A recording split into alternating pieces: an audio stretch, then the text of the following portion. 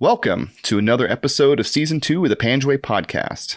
As always, you can find our episodes on all podcast platforms, as well as YouTube and Facebook for the video episodes. Please be sure to hit the subscribe button on your platform of choice, and if you enjoy what you hear, head on over to Apple Podcasts and leave us a nice 5-star review. If you want to support the podcast financially, we've set up a few ways for you to do so this season. You can become a patron by hopping over to patreon.com/thepanjwaypodcast and sign up for a small monthly donation. If you want to make a one-time donation, you can find us on Venmo at the Panjway Podcast. And last but not least, we've got a small selection of merchandise in our store. So if you head over to thepanjwaypodcast.com and click on the store tab, you'll see stickers and other merchandise, and who knows what might come down the pipeline. So remember, on all three platforms, that's the Panjway Podcast. Panjwai podcast. Thank you.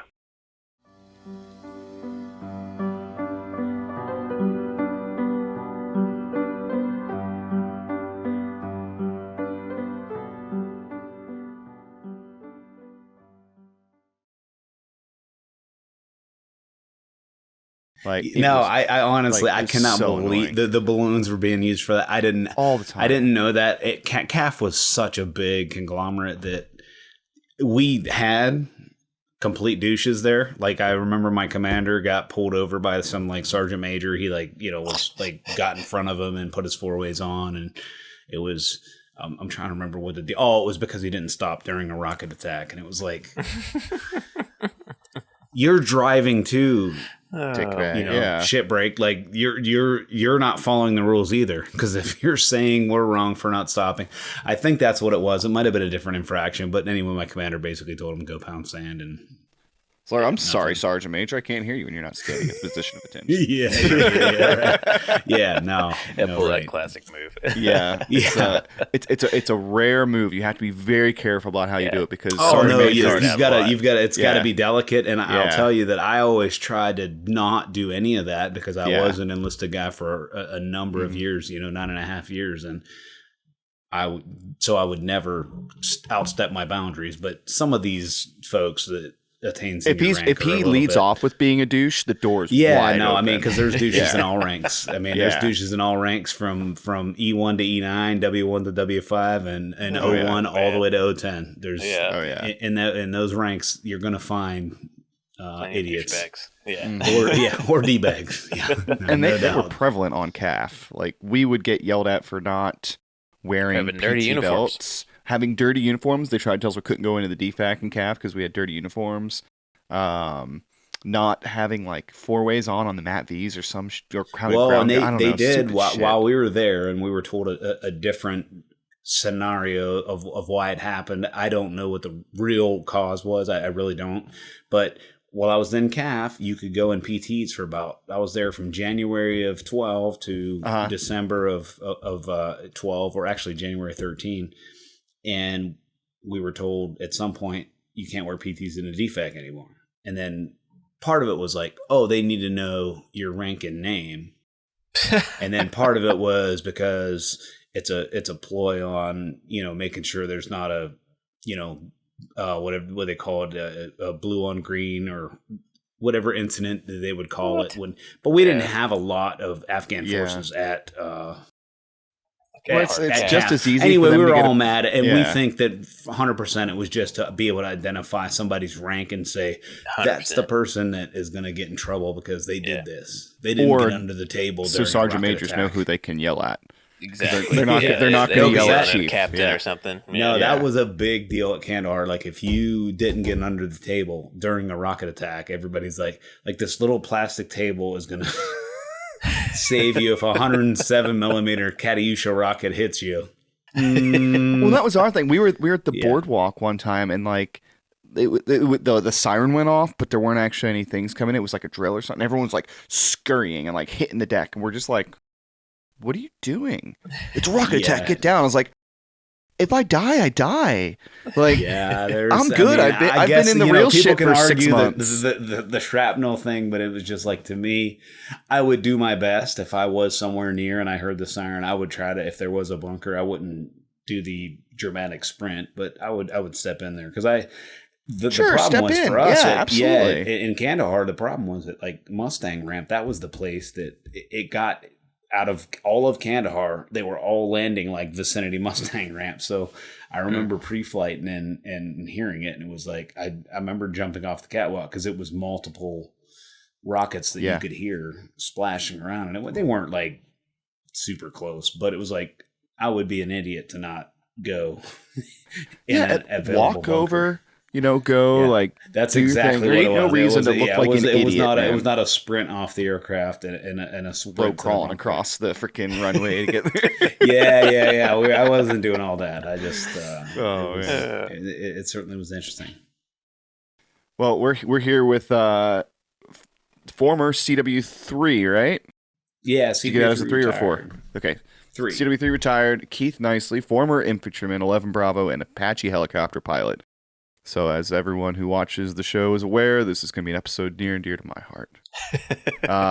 We has the additional distinction of Keith was one of my instructor pilots in flight school. I was one of his first students ever.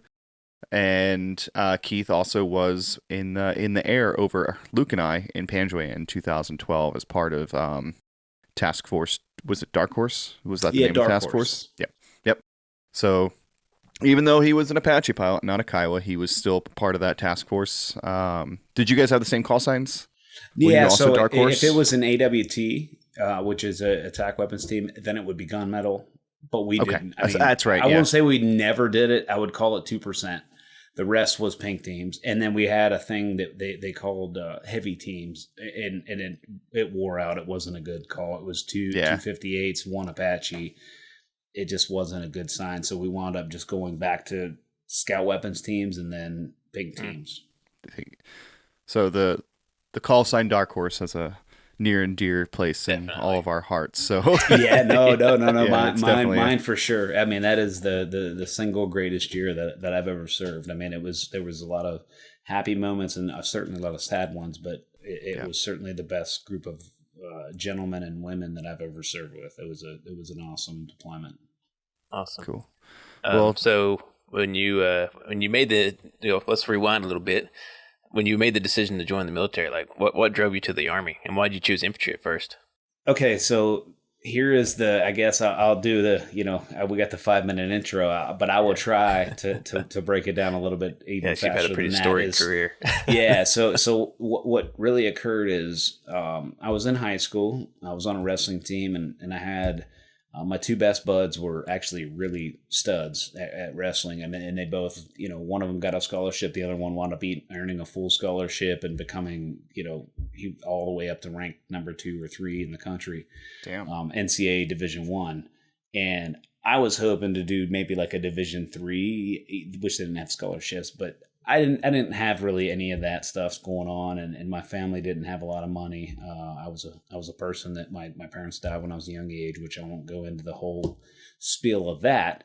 But I was raised by my aunt, and I said, the Army, perfect fit. I'll go to the Army, and I want to do something physical though. And when I said that to the recruiter, he was like, "Ching ching," and he's like. Oh, have you heard of the infantry? Not like the Full Metal Jacket. 100 infantry, but he was like, "You need to go infantry," and he had told me, he's like, "Once you get there, you'll be able to get airborne school and ranger school. It's automatic. Just perform." And I was like, "Oh, okay, yeah, no problem." So I did the delayed entry program, and then I wound up shipping off. First time I ever been on an airplane, Pittsburgh to Atlanta, and I get down there and. We go up to Columbus, and I remember getting off the bus, and I had at the time I had blonde hair, which was funny, or my wife calls it orange hair, which I wasn't with her at the time, but if you see pictures of me, it is kind of orangish. It's not. Was it natural or where was it? No. Let's say I certainly dyed it, but I get there, and of course they had a field day with me.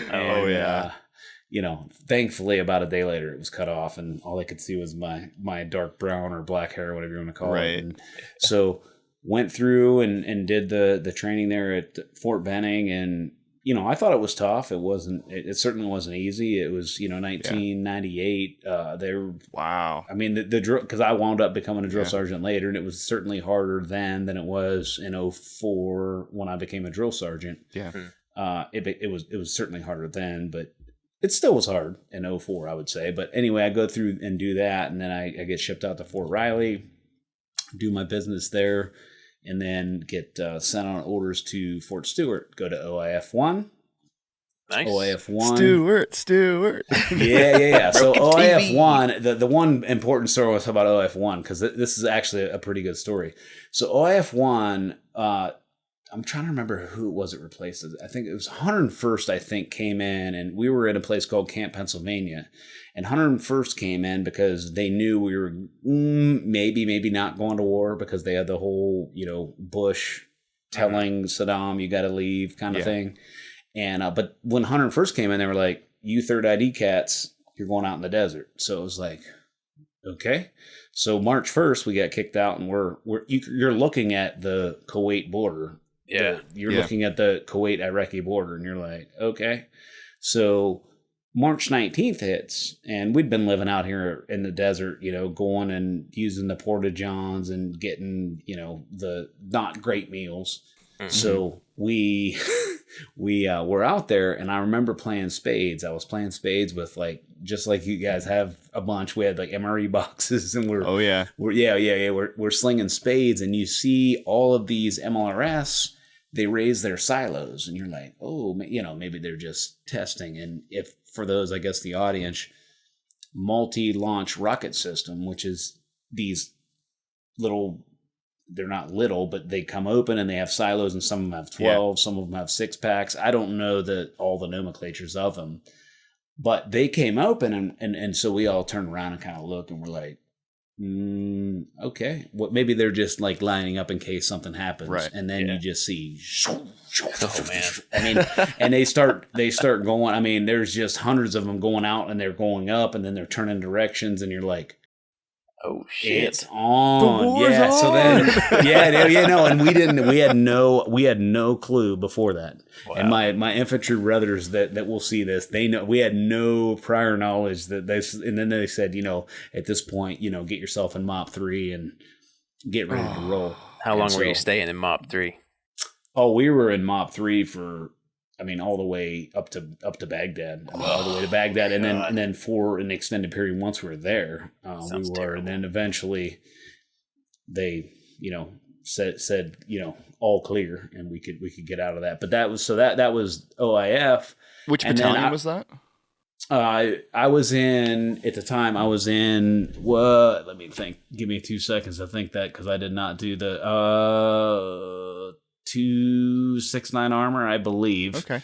I could be wrong. If it comes back to me 100%, I will, because a lot of stuff has fell off the iceberg throughout the years. But 269 armor, I think, was our, because it was actually much like Afghanistan. It was 2 armor companies and 1 Bradley company, which I was in the Bradley company.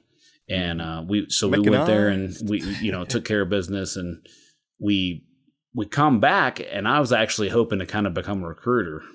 Please don't shame me for that. But I was hoping to come to like Pittsburgh, so I could be close to my family and friends here, because I was not yet married or anything. So I was hoping to become a recruiter, but I get back, and no shit, less than 2 weeks from being back, S1 contacts me, and they're like, hey, Sergeant Knicely, you need to come up here.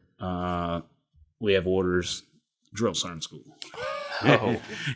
Yeah. So I was like, all right, this is going to be interesting, because I was so young. I was a young staff sergeant. I was 22, 23 years old as a staff sergeant. And it was like, we're sending these folks 5 years. What's that? 6 and 5? Yeah. 6 and 5 for sure. That's one thing I did love about the infantry was you made rank quick, fairly quickly, but they selected me for drill sergeant school, and then once that happened, I was said, okay, I'm gonna have to probably be an actor, because I'm a nice guy. Like, it's hard for me to it's hard for me to be mean to somebody, but that's exactly what I did. So I went down from 04 to 07, and I did drill sergeant duty, and I actually let me back up just a second. Because the reason of why I became an Apache pilot was in OIF-1. We were in a place called Karbala Gap as we were pushing up to Baghdad, and I remember looking out the left, and at the time I was actually a Bradley gunner. I remember looking out the left and right and being like, and you're just seeing them. Now, a lot of the stuff was unmanned because they had deserted it, but you're just seeing these Hellfires. And then you're seeing the result. Yeah. You know, turret top busted. You know, maybe not on a like T-80, but on some of these smaller vehicles, you're just seeing turrets getting busted. And I'm like, I want to do that. So, so this is actually pretty good. How similar is it with being a front seater in the Apache and being a Bradley gunner? Because I always felt like there was a lot of like similarities to that, but I've never been a Bradley gunner. That's actually, it's a very, it is this. No, I will put it, it's the same. It's very, well, I can't say the same, but it's very close because what you're doing is you're tracking targets and ultimately you're getting a command to fire. And you're not responsible for that command to fire. You're waiting on the Bradley commander to say you're clear. And then you're able to engage. And that's kind of how it went for us, which we didn't have. I shouldn't say we didn't have a ton. We didn't have a ton. I will say that, but we did have a decent amount of engagements. And my Bradley commander at the time, rolling up to Baghdad, he was great, and he trusted me. And if I had something, he would just say clear, and then awesome. We would engage. And it was like that was like the golden hour of being a mechanized gunner, Bradley gunner. It was awesome. And the thing that was crazy is we wound up, because the 7.62, the M240 Charlie, it would take so much dirt and sand on that it was almost unfunctional, and you're just sitting there just spraying this thing with COP, trying to hope that it's going to work, because otherwise, I mean, we had troops that were, we had enemy troops that were close to us, and it was like, okay, we're going to hit them with HEDP, and then when that didn't work, we're going to hit them with AP rounds. And that's legitimately what we did. I mean, people could debate it, but that is 1,000,000% what we did. Is when you ran out of HEDP, it was like, you're not going to go to the gun because the gun wasn't working. It was so gunked up with sand. I actually really enjoyed being a Bradley gunner. I mean, because I was a Bradley gunner between deployments, so I was disenfranchised with the idea of being dismounted. So I enjoyed it a lot, and I just remember going to the ranges and be like, "This would be fun in real life." It's just it certainly was. It was a good time. I enjoyed it. I will always say that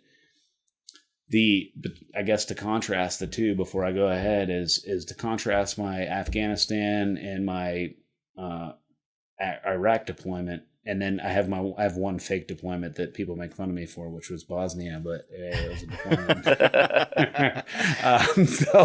But to separate the two, I would say Iraq, I certainly seen a lot more stuff, and I seen a lot more morbid things than I seen in Afghanistan. But I will say Afghanistan was both I don't even know how to say this, but it was my greatest moments in the Army, but it was also my saddest, because I guess we'll get into that. But yeah, talking about when you have heroes heading back to Kandahar, that's always a sad day. So from there, from being a drill sergeant, I put my packet in to become a pilot, and fortunately got accepted, and we moved, because to me it was kind of an all or not. It was they either take me or I think I'm going to get out. I was just sick of jumping out of trucks and Bradleys. And so I said, flight school. And thankfully I got picked up on the first look, which also, it wouldn't happen today because I already had 9.5 years. Right. So that you're not getting a lot out of me. You're going to get 10.5 years, and actually they got about 11 years out of me. So they won by a small margin, but the whole point of it was, as a senior NCO-ish, that you're not going to get the time that you want out of these guys, because they wanted a lot of street to seat guys, but I was able to, because they wanted to bring some discipline back to the warrant officer ranks, because I know also Curtis definitely will get this. Yeah, Curtis will definitely get this, but I would say that like when you meet some W1s, you're like, you're in the Army? Because there's zero discipline, none, zero. It's like having a private that knows how to fly. That's the equivalent. I'm pretty sure my commanders, they all loved me, but they also all hated me. So like I'll tell myself when I went to Afghanistan the first time, they always say no open-toed shoes in the defects, right? Yeah. Like you can't wear open-toed shoes. That is what the sign said, no open-toed shoes. Well, I had some like Tevas that were closed-toed sandals. So I wore those bitches the defact, and Sergeant Major's like, Chief, what are you doing? No sandals in here. He's like, these aren't sandals, Sergeant Major. They're closed-toed. Yeah.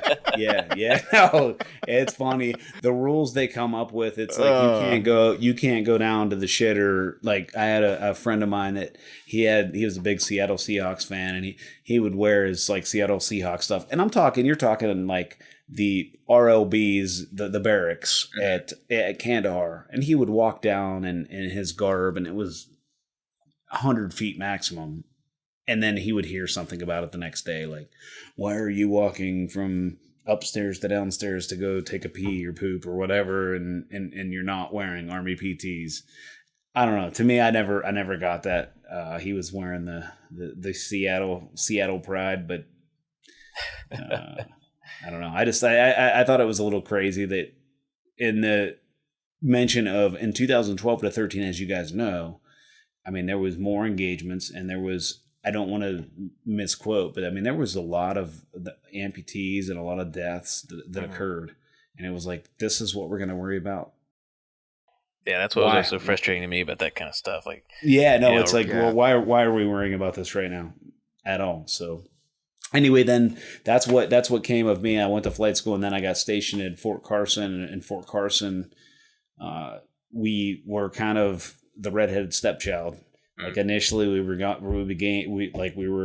part of 1st Infantry Division, and then they had some issues when they were fielding their version 4 aircraft, and so we got pulled off of that, and then we wound up ultimately we were half attack at one time. They called us 1-2. Remember that? It was 1-2 attack battalion, and then we ultimately became 125, and then we fell under the 25th Infantry Division out of Hawaii, and that was our boss or our home station. But the problem was we were in Colorado, so there wasn't a lot of, aside from the telecons that they were doing, there wasn't a whole lot of stuff. And then we got we had a JRTC deployment, and then it was orders to Afghanistan. That's how I found myself in Panjway. This is when they were still moving aircraft around, and cabs weren't really established, and like they were still like the heavy cabs and the light cabs and the. They were, and it was like I said, it was super weird after, because when I got back from deployment, it was a totally different thing. But we were 24 Apaches in Colorado with no other aircraft, so we had the entire airfield, and it was like absolutely, I liked it. Because it wasn't dense airspace, so I liked it. But we really didn't have a boss. We did, but not on station. So your battalion fell under the infantry brigade. Yeah, so we wound up falling under 25th Cab. Oh, okay, gotcha. Sorry, 25th Cab. I might have said 25th ID. I meant 25th Cab. I misspoke. But yeah, 25th Cab wound up being our boss, which was a blessing in disguise.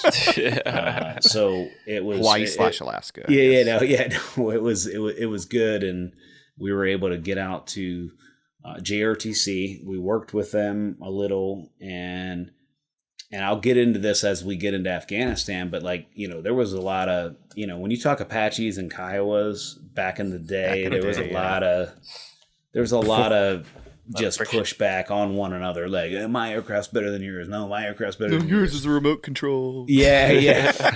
So back before all the Kiowa pilots, a lot of that Apache happened, pilots. and I'll talk about that as we get into Afghanistan, because really we did that JRTC deployment. It wound up being okay. It was good. We met some of the folks, and I actually met. Well, I didn't meet him then because I knew him from flight school, but that's when I met Avery. So I knew Avery Johnston, which you guys had on before.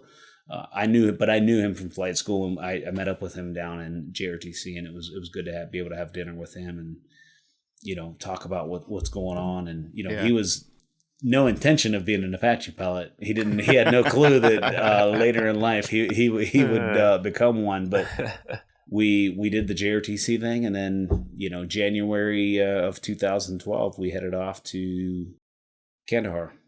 So when you guys got boots and or wheels on the ground in Kandahar, how long did it take for you were flying missions, getting engagements? Was it right off the bat?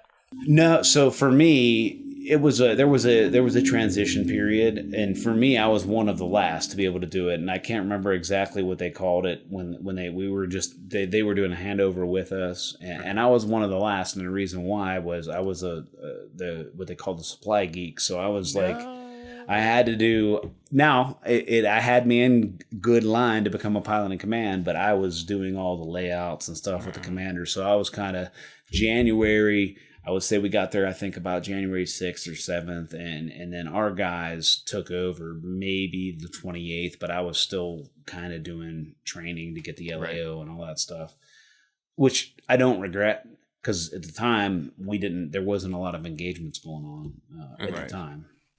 There was troops in contact, and there was a lot of things happening, and so what we had happen while we were there.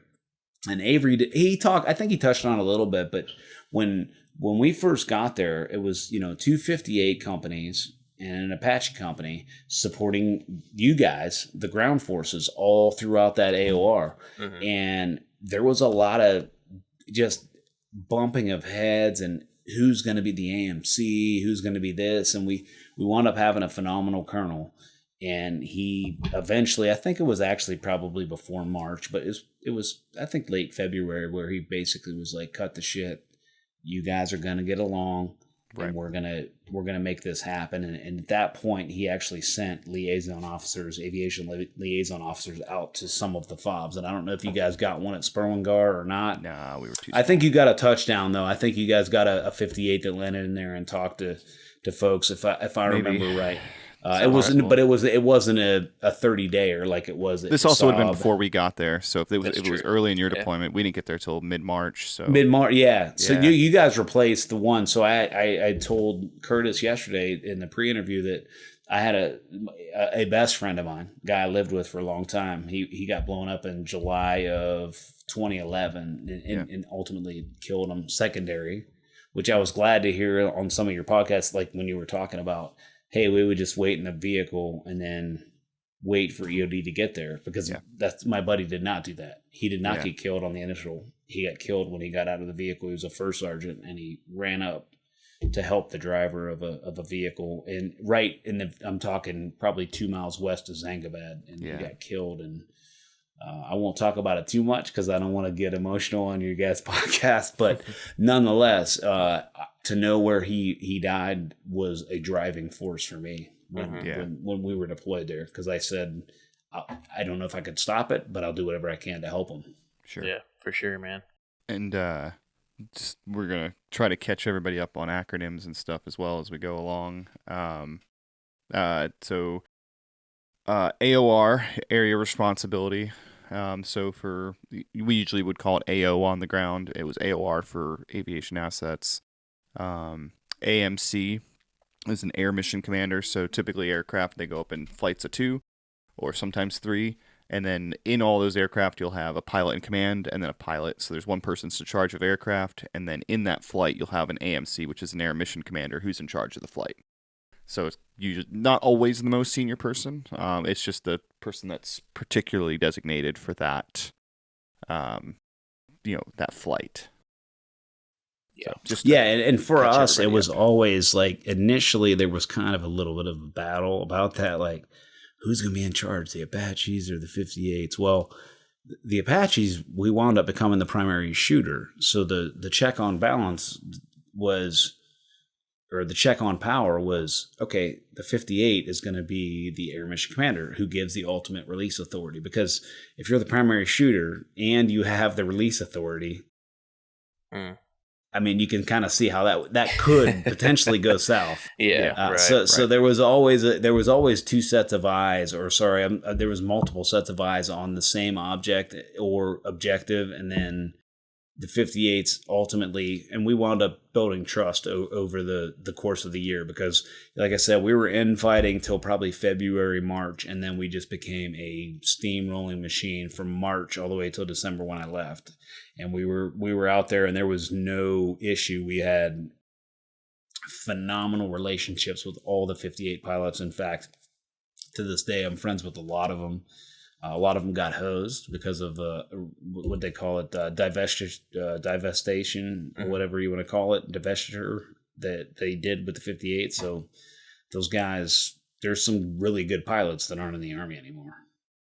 Was there a particular moment where you guys kind of congealed and you really started to click, or just kind of gradually come into the fold? No, I mean, it actually happened kind of over. It was kind of like we had a pilot's brief, and the colonel that was in charge was like, basically, as I just said, I mean, he said, cut the shit. We're here to support the ground troops, which is what we were there to do. And right. I understood that not necessarily as much, I'm not saying, but just because I was a ground guy that I understood it more, but I certainly took it to heart because I said, That is what we're here to do. We're here to stop seeing every day our troops get killed. And if we have to risk us getting shot down, it is what it is. But we are here to help the ground force, and it actually happened pretty immediate. And then after that, there was not a whole lot of back and forth with there's a couple incidents between 58 and 64 pilots, but I would call it minimal. Yeah. Now this is a really important part when we talk about combat in Panjway because, we were very lucky that CAF was right there. We had PASAB right there. You guys had refuel and rearm capability really close, which kind of contrasts with some of the mountain deployments like out of JBAD or up into the Kunar and stuff like that, where they might have to wait 30, 40 minutes for air support. We had the ability to get it very fast. So whereas their firefights were very, they were lesser, but way longer, our firefights were usually, very hit and run, but with a decent amount of firepower, but very, very short, because we'd be like, hey, troops in contact, and then somebody's overhead, and they're like, fuck the helicopters, and they run off, and then they go fuck with somebody else on the other side of the river, and then you're jumping over there. So, for us, having you guys there meant that we never really got into a super, super bad situation, except for very few times. And then, but having you was more of a deterrent. Yeah, no. So I always thought when I was there, that, for the most part, the troops in contact, while there was people that were injured, wounded, and even killed, that was kind of a lesser threat than the IEDs. Because what would happen, and I don't know that you guys concur, I guess I'll get your guys' thoughts on that, but as far as IEDs were a bigger threat than small arms, and because of the exact example you just gave, within 5 minutes we're probably on station, right? Because we had aircraft in the air essentially 24 hours a day all the way through the night. Yeah, absolutely. The thing was like you said, actually in our company I think all but 2 of our KIAs were from small arms, but it was like these rare one-off instances that you could never possibly plan for, like a bullet striking just above the vest, or through a side in the armor, or like through the perfect slat of the armor of an MATV kind of thing. Like, kind of freak accidents if you really want to look at it that way. Whereas the IEDs was just, they were everywhere. They drove our tactical decisions. They drove our mission planning. We did lose 2 guys to an IED, but more than the loss, like even if a guy just loses a leg, man, that fucks everything up.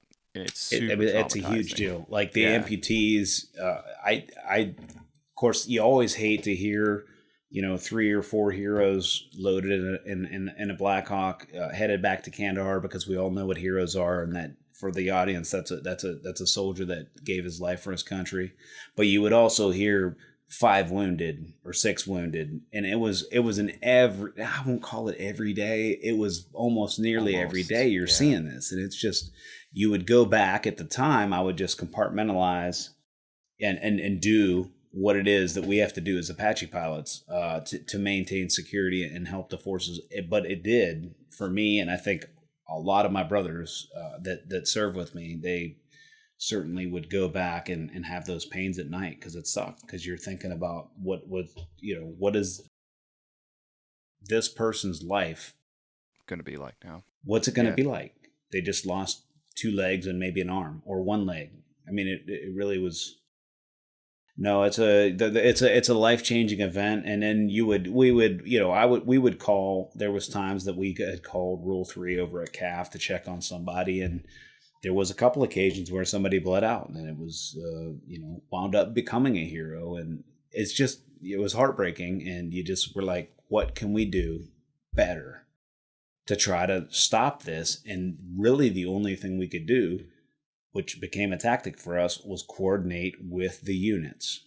Yeah. Coordinate with Spermangar, coordinate with Zangabad, coordinate with Siachoy, coordinate with Basab, and make sure they understood that, hey, if you see somebody doing some nefarious activity, how do you talk to us? Right. You don't have to give us a 5-line CCA report. You just tell us where your friendlies are and where the target is, and we'll figure it out. We're going to be able to more than likely surface that target, depending on where they are in relation to CivCast kind of considerations. I think that was one of the major boosts for us, because you talk to our guys on the ground, you'd be talking to our RTO, our Fister, whoever had the radio, our lieutenants, and so that direct line of communication, unlike the typical thing of having to work your way through however many layers, was really handy, and it made us feel good to and you hear Dark Horse come on station. Especially Dark Horse. That call sign always had a lot more credence with it. Yeah, no, Dark Horse, we became, I think by March, April timeframe, which was when you guys were kind of getting in there, we had kind of got the skill of how do we work with these ground forces. And the unfortunate thing for troops in contact, like your guy, like yourself, because I know I worked a few certainly for Spurwingar and a lot from Siachoy and even from Pasab. The problem was when you guys would take fire, these people are all, during fighting season, they're all in the wood line. And it's like, even with the flare, it's hard to see them. But what we could do is dump down rockets and shoot 30, which I've done. And the folks in my company and the 58 pilots would put down rockets in 50 cal. And those, a lot of times it would stop for the ground forces, because it's like, do we want to go against this air power and continue to try to fight? Mm-hmm. I can't speak to as what you guys seen on the ground. I can only speak to usually what they would say is, hey, it is stopped. And it wasn't every time, because sometimes you had some dedicated Taliban / whatever you want to call them, terrorists that were out there trying to get you guys, and they would just keep going no matter what we did. But that happened sometimes. I mean, there were definitely different factions of the Taliban, and it's pretty clear. I mean, there were the ones that were like, the farmer and his teenage son who got paid $100 to shoot at us every once in a while. Yeah. But there were a few times when you know that you're being chased down your patrol and you're being set up into multiple ambushes, or you're getting hit from multiple positions, and you're like, well, there have to be at least 15 fighters here, and they're coordinated. So it's very different. And those guys tended not to leave when you guys came overhead. You had to start. Somebody had to die before they withdrew, or you had to put rockets in a field next to them, or 30 mic on a field next to them, which is another effective strategy you guys did, which was kind of off the X fires into an open field just to get rounds out. Deterrent, yeah. No, that was. I mean, for me, I liked. I didn't get to do it a ton. There was a few times I was able to do it where a wood line was occupied with, certainly you could see it was 2-way rifle range between, the Taliban and bad guys and U.S. forces, 2-way rifle range. But you could see muzzle flashes coming out of the wood line, and you're able to go and dump rockets. And whether or not we killed anybody, we wounded people. We may have killed people. I don't know. But it always was good to hear when the RTO would be like, okay, because the thing is when you would sometimes, when it was heavy, and I know you guys been in heavy situations because you guys lost a lot of people, and that is tragic. But sometimes you would talk to the RTO and they're so overwhelmed. And that's where I kind of get because I understand it. And you're going through crazy stuff. It's like, it's pretty hard to say, this is exactly what I want you to do. You're just pretty much saying, I'm trying to keep cover, put rounds on target, please. Yeah. And we're like, but we got to know where you're at. And then they would usually do a pretty good job, or we could figure out where they're at based on what we were seeing, and then help, because that's all you want to do as an Apache guy was help. Well, that's one thing that, I tell people this and they don't always believe me. It was like being on the ground first, being an infantryman, being a Cav Scout, and then becoming an Apache or a scout pilot is such a world of difference. Like everybody eventually catches up, right? Like even if you have no ground experience, you do enough deployments, you get really good. But like if you're like a junior pilot and you go into a deployment as an Apache pilot, but you've been on the ground, you're like way up here above your peers that have never been on the ground. Just in terms of your tactical expertise and like how do you talk to an RTO? What does he see on the ground? What is he expecting? What does he need?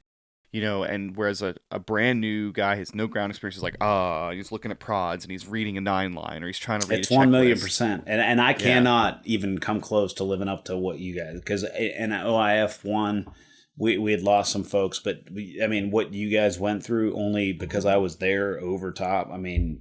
There was the casualty. It was unlike anything I've ever seen. Yeah. IEDs constantly under small arms fire, and I told you that last night, Curtis, in the pre-interview. What you two guys have been through. That is insane to me. I was just thankful to be able to help to make it less for some of the other units in the area, and not only that, and make sure that at least the two of you were able to come back with everything working, because that haunted me daily. And there was an instance, I'll give you an instance, that I was down in Spinbowl Deck, if you guys are familiar, but it's very in the south. It's next to the Pakistan border. Mm-hmm. We go down there, and I had a friend of mine I was not a pilot in command yet. This was very early on the deployment, and we go inadvertent IMC. So we wound up, and what that means is we go into the clouds unintentionally.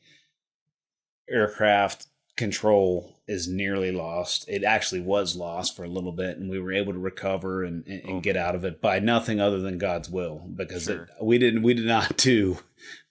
And Curtis, you'll be familiar with that, but we did not do what you're supposed to do. Like I took the controls and got speed, and God. we wound up being able to nurse that thing back to Spinbowl Deck and being like, oh shit. And I remember landing, and it was like February, and I was like, I said, shit, man, I think I want to be back in the infantry.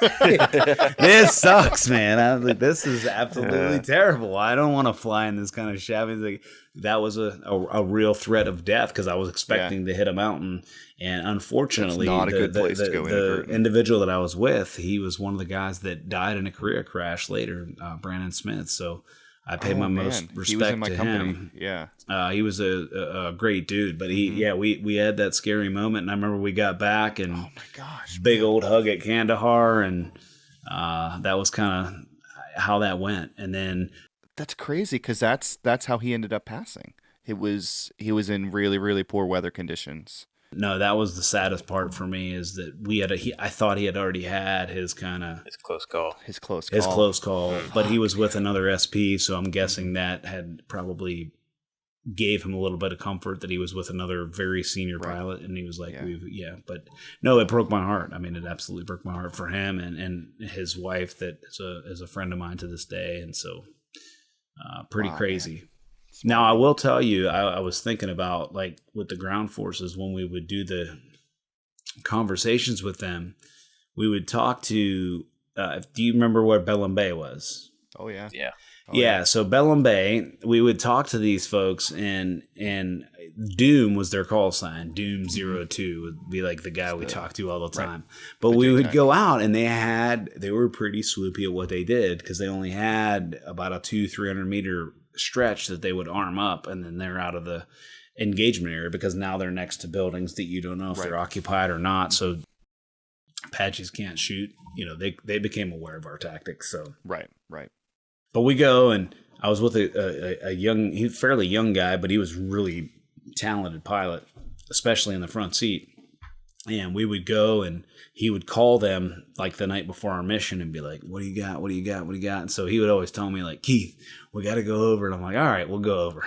So we go over, and sure enough, here comes up old dude in his moto, and he arms up an IED, and front seater. Of course, we got clearance to fire. We fire. boom. It's like, okay, got him. That was a pretty cool shot. 3 days later, it wasn't even the next day, because I think I used to tell a story that it was not the next day. It was like it might have been 2 or 3 days later. They replaced that guy with a new guy that was doing the same route. And I'm not kidding. The videos, I don't have them. The videos are out there. Mm-hmm. It looks like the same video. Adam, the guy I was with, did the same. He called. They were like, all right, we'd be loitering out probably 10K away. And they're like, all right, he's doing it. We'd come inbound. It looks like the same shot. You wouldn't be able to tell the difference between the two. It reminded me of like Idiocracy. It was like, okay, your dude just got smoked doing that, and you're gonna do the same thing, and then you got smoked in the same spot. Mm-hmm. Yeah, I mean that was kind of like a thing for NRAOs. These guys would have their little routes, and they stuck to them religiously, you know.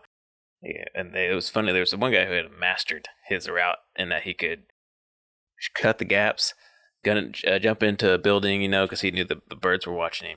And somebody, I think it was Vancouver, made it his like personal mission to get this dude an Apache in on this guy. And it was the same thing. Apache just come and wait in the evening, and here he'd come, you know, after evening call or whatever, he would come around and do his little loop. And they finally got him, but they were creatures of habit. Yeah. Oh no, they were, and we had, and I think Avery brought him up. But I was talking to my friend earlier, and we were talking about there was I don't know what you want to call a short person, if you will. Yes, the body midget. Talking about the short person. That's a real thing. Like, and I had seen that cat before. Yeah. We were never in a position to be able to engage, but he was like a short person with like some serious pull, and so, like he was like one of the IED cell leaders, so he had like some ass behind him, and you're like, we are always looking to get him, but there was just never an opportunity. And then when you just said nicknames, because like the nickname thing makes me die laughing, and I was unfortunately for me, I didn't get one of the nicknames, but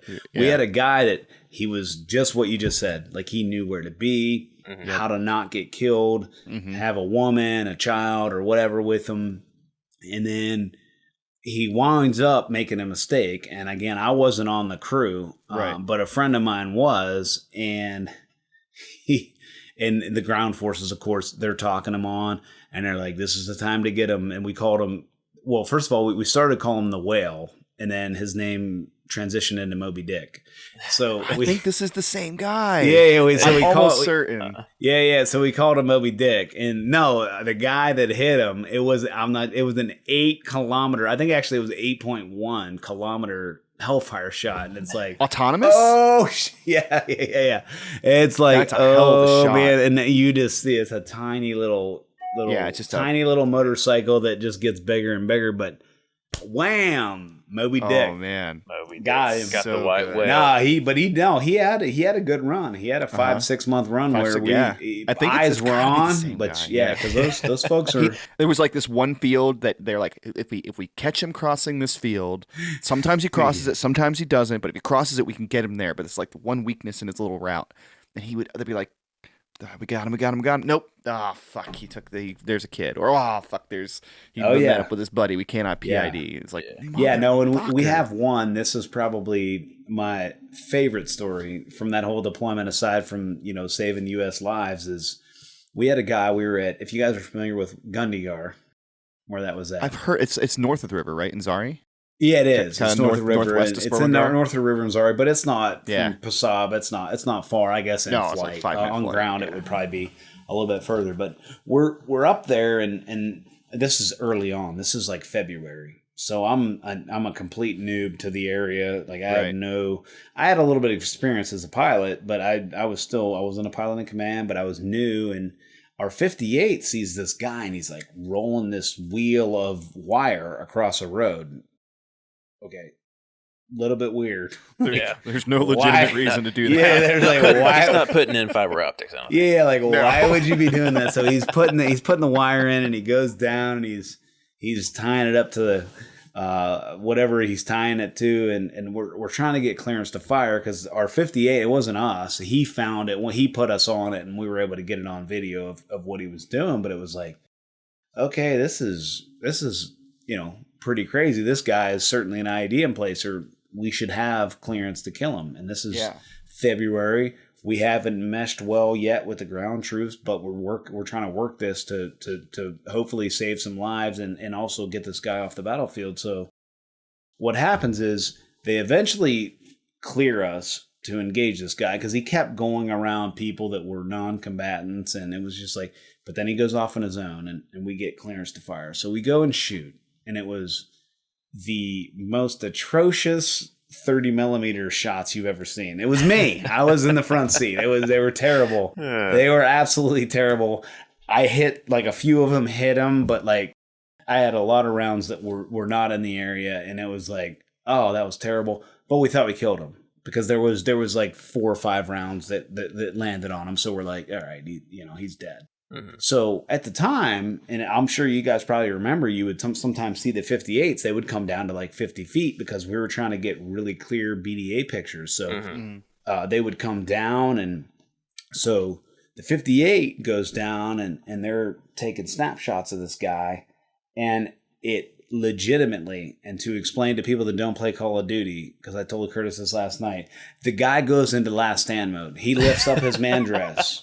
He pulls out an AK, and this is 1,000,000% truth. He cocks the AK and he starts shooting at the 58, and we're, of course, my pilot in command is yelling at him, Mike. He's like, you guys need to move, and they heard it, and I'd later talked to the 58 pilots, and he said his butthole was through the rotor system because they could hear it zipping, banging the side. Because we all thought this guy was dead. Yeah, so, who wouldn't? So anyway, I'm on him, and I'm like, can I fire? Can I shoot? Can I shoot? Can I shoot? Can I shoot? And my backseater, thank God, was like, no, Keith, wait, because the problem was the 58 was in my gun target line, so I would have wound up.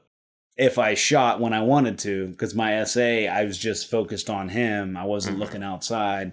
We would have wound up shooting the 58 down if I would have shot initially. But I waited, just like my backseater told me to, and then we smoked the guy. But it was crazy. And then we get some general sees it, and they put us in for ARCOMs with V. Actually, I think he might have put us in for air medals. I don't know what he put us in, but we want to get an ARCOMs with V for it. But it was just like, the only reason this happened is because of my shitty marksmanship with 30 millimeter. So it was a little bit funny. We did not, now I will say, Curtis, to my benefit, we never did get to go harmonize. So the gun, I don't know, but I'm going to blame it on myself. But it's a Delta model, man. Those are usually pretty reliable. Yeah, things are usually pretty accurate. Yeah, it was certainly on me. It was my first engagement over there. Oh, man. Well, maybe that guy just had a... He was going to go out like a champ.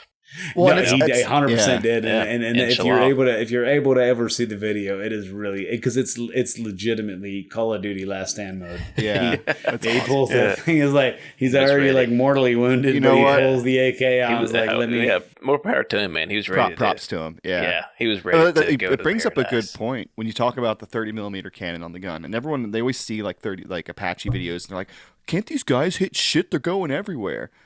We're going to take a moment and explain what the 30 millimeter cannon is. It is not a sniper rifle. It is an area weapon. It's not a point weapon system. Yeah. It's not it actually has the capability to be that accurate, but that's by design not supposed to do that. It's supposed to shoot in like a little area.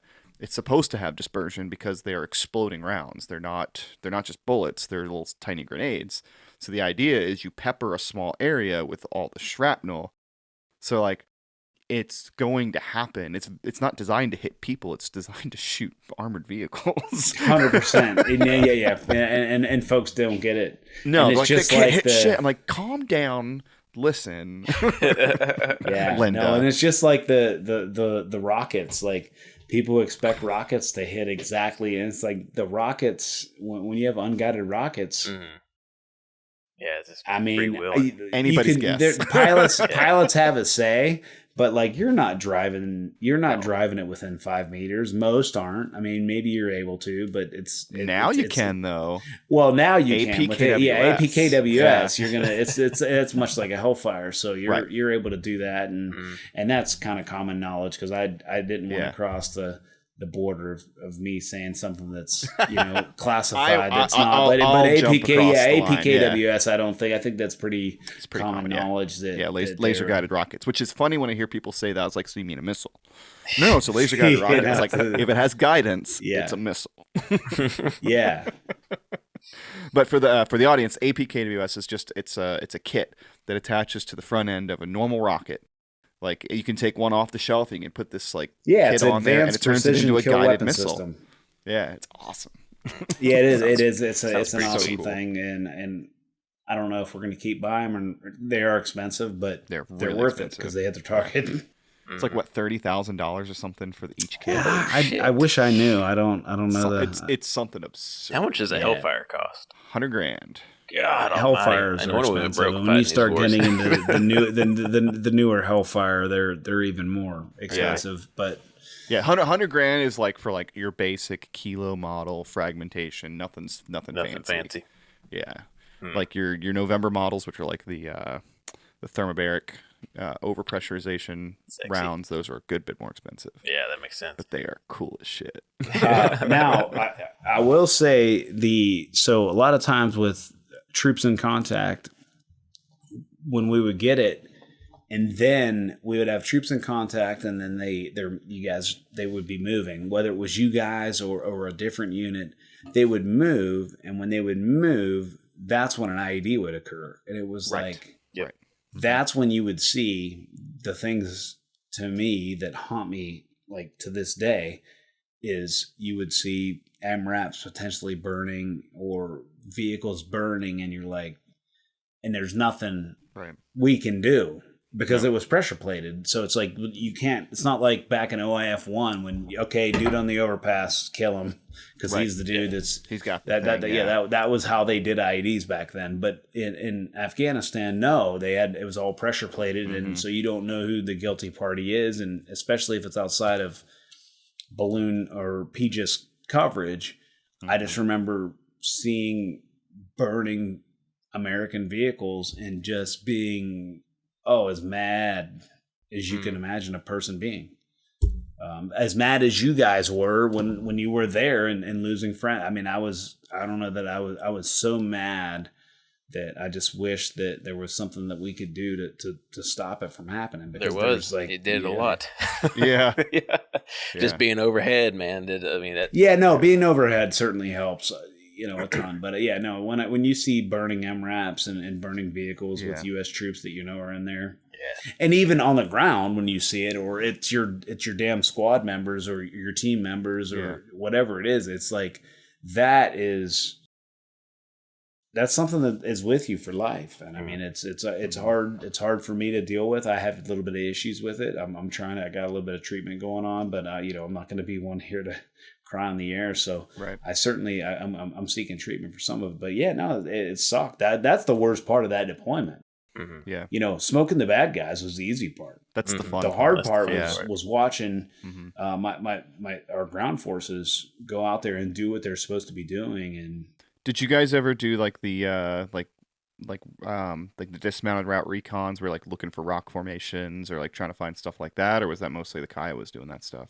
Kiowas were mainly doing that. I actually have another fairly good story about the Kiowas. So we had, and I don't know, I'm sure that most folks that were over there when I was there is. So we wound up at Kandahar.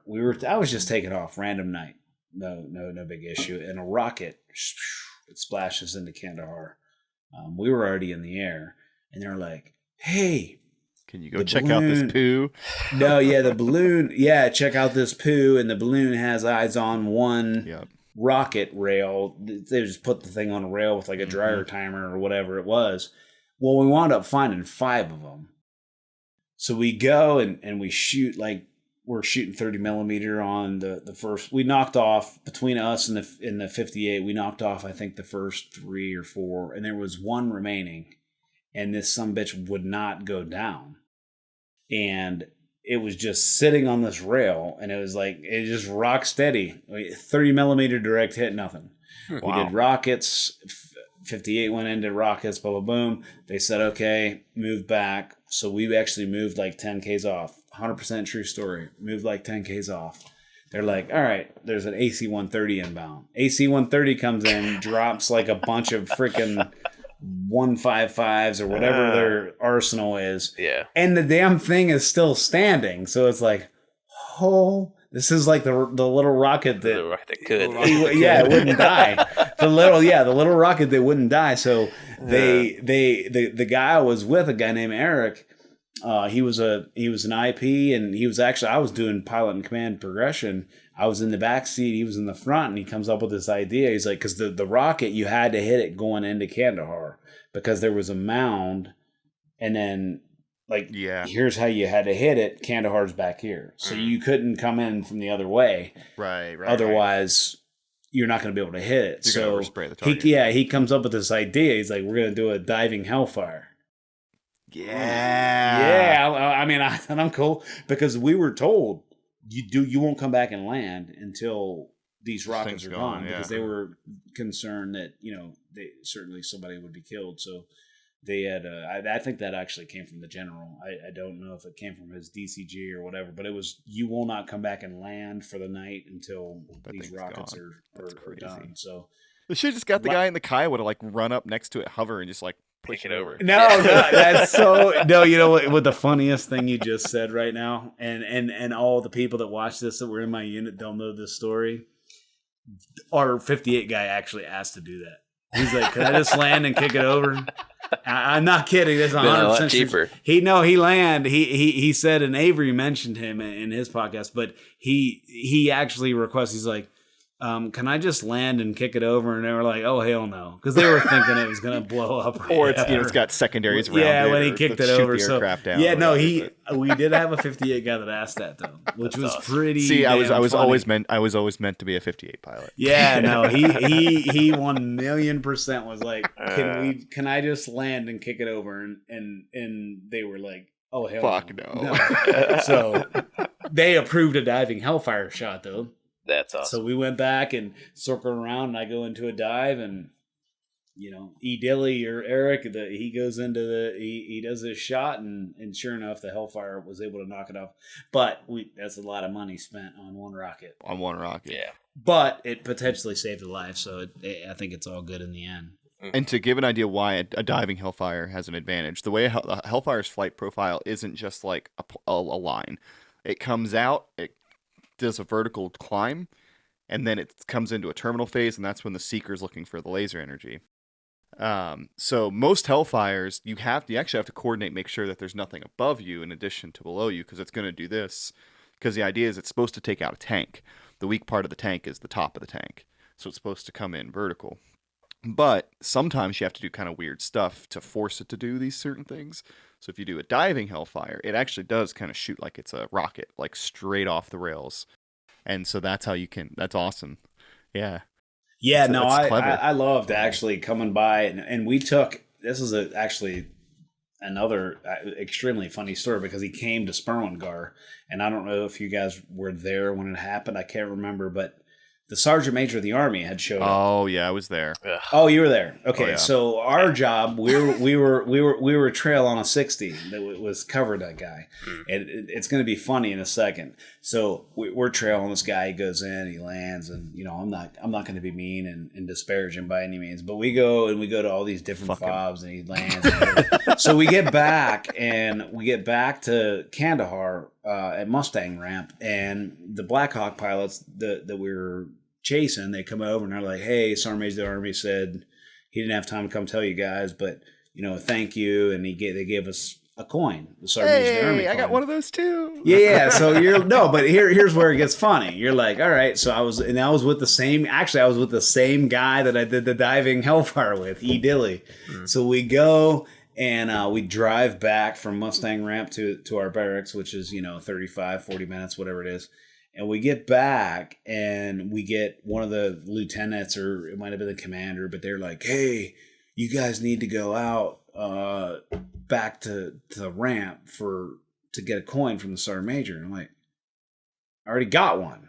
And they're like, yeah, no. They're saying you need to go out there like right now. And we're like debating this with him. Like, we don't need to go back out. We already have it. We already got it. It's all good. But they wouldn't. I think it was a lieutenant, actually. It was just like, and we're like, fine, we'll just go out. So we go back out. They give us another coin. So, like, both of us got 2 Sergeant Major of the Army coins. Yeah. And we tried to explain it, but they were just like, all right, dude, I'll just shut up and take another coin. Yeah. Yeah. I remember that. I remember that visit. That visit, that was Sergeant because it was the day after. No, and he I didn't actually even meet him. It was his the guy that was making a big deal about it was his like, aide, which was like either sergeant first class or master sergeant. But they were like, because he had told them make sure those pilots get coins. Right. And he wasn't tracking that we got him or something. I don't know. Either way, I wound up getting 2 of them. I gave one to my father-in-law, and it was pretty good deal. So he visited like the day after we had like a really, really, or maybe it was like a week after or something. We had a really bad mission when we had a Moscow and had a couple guys lose their legs.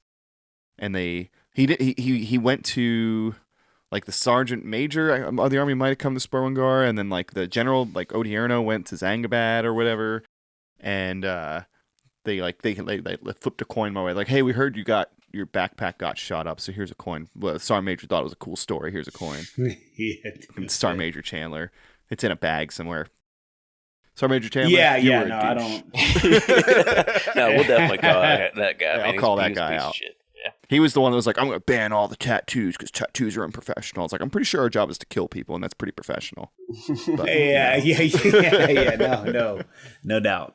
Man. And then, I don't, I'm open to questions of what you guys have. I mean, I have more talking points, but I feel like you guys could maybe push the podcast forward with questions that you got. Oh, we got tons.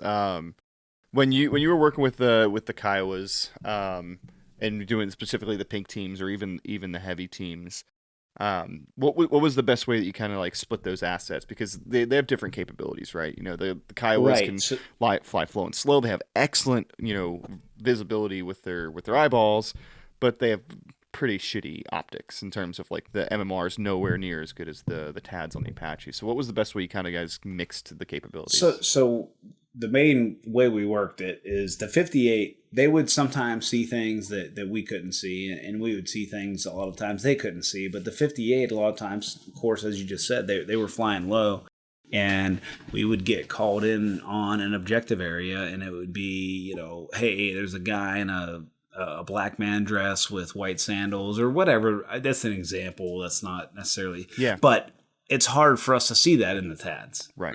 But in a 58 with naked eyes, super easy. Yeah. That's the dude.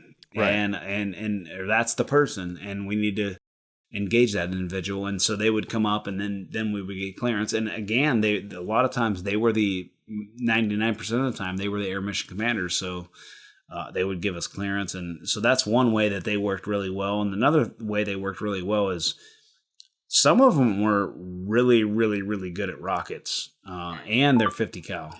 So, because you would hear sometimes, and I'm not making jokes at my 58 brethren, but we would go in and potentially, there was one instance of a crew that, or I'm sorry, not a crew, but there was a little IED emplacing team it was 2 of them, and they had blown up a platoon sergeant and I think 2 sergeants the day before, and they were walking down the same path. This is vicinity Passab, and so we go in, and I'm with a good friend of mine, and we go in, and it's 12 feet on each side of them. They're walking down this walkway. Yeah. So if you can imagine 12 feet concrete on each side, they're walking down. It's like beautiful. It's made for. It's beautiful. Yeah. And then that's the guys clearance to fire. Yeah. Boom. It's the little shop of horrors. I mean, there's pieces everywhere, and then there legitimately is. But what makes it even more funny, and there's nothing funny about someone dying, but what's even more funny is the Kiowa comes in and he's like, all right, we're coming in to clean up. Clean what? No, so they shoot rockets in 50 cal, which, as long as you did it on the inbound, you were good. Right. You were good. Yeah. So you just wanted to make sure that those things, but there was no question on that engagement in particular that those individuals were no longer with us. Yeah. Well, and that was actually one thing, shooting aerial weapons in Afghanistan was always a challenge because the dirt was so soft. So it would absorb a lot of the things we threw at it, like the 30 millimeter, grenades essentially. They would punch into the dirt and you just have like puffs of dirt coming up around these guys, but actually not causing them any damage. Whereas in Iraq, you had concrete buildings, you had infrastructure. So if it hit the concrete next to a dude, he was getting fucked up. Yeah, no, Afghanistan. No, you're right. You're right. And that's why we used at least from 12 to 13. We used a metric shit ton of Hellfires. I shot a ton. Our task force shot a ton. A lot of 50 cal. We did do a lot of 30. Now, if you were in a confined area like I was just talking about, 30's gonna smash you. It's perfect. But no, you're right. There was 30 millimeter engagements where almost like the first story I told you guys when I tried to smoke that dude that went into the last stand mode.